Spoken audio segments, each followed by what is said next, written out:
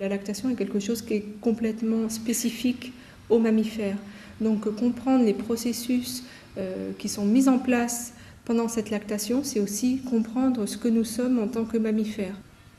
C'est une transformation extrêmement profonde de tout l'organisme de la femme qui doit passer du stade de femelle nullipare, donc sans enfant, et doit en quelques mois ou en quelques semaines, suivant l'espèce, s'adapter et devenir une femelle productrice de lait, protégeant ses petits. Et donc au niveau de l'organisme entier, c'est un bouleversement énorme.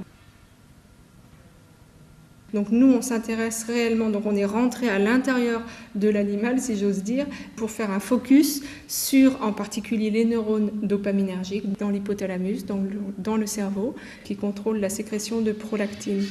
Et la prolactine étant une hormone impliquée dans le développement de la lactation, ainsi que la mise en place du comportement maternel chez la femelle. Et donc là, vous voyez que la femelle avec les 14 petits est en position d'allaitement. Donc là, en fait, on compare effectivement la croissance des petits avec des femelles ayant une grosse portée ou une petite portée. Et on s'intéresse au profil de prolactine dans ces deux cas. Et là, je pense que la femelle est au maximum de ses capacités de lactation.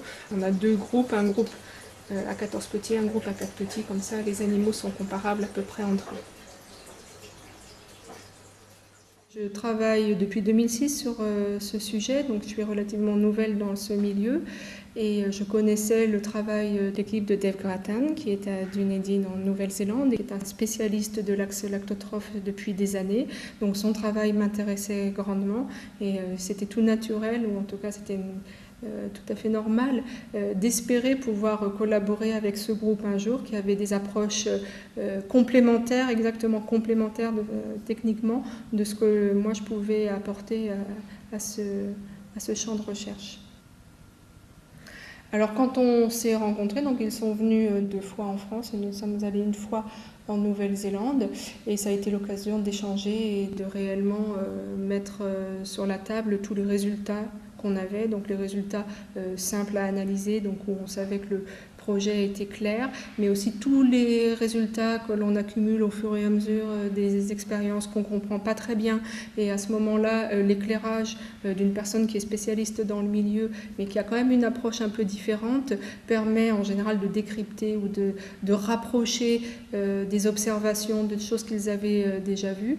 Et donc à chaque fois, ça a été des grands moments de discussion et vraiment de confrontation des résultats scientifiques. Donc, le fait d'avoir cette bourse du Mont d'Urville nous a permis de nous rencontrer, de passer du temps ensemble, ce qui a permis de créer un lien de confiance.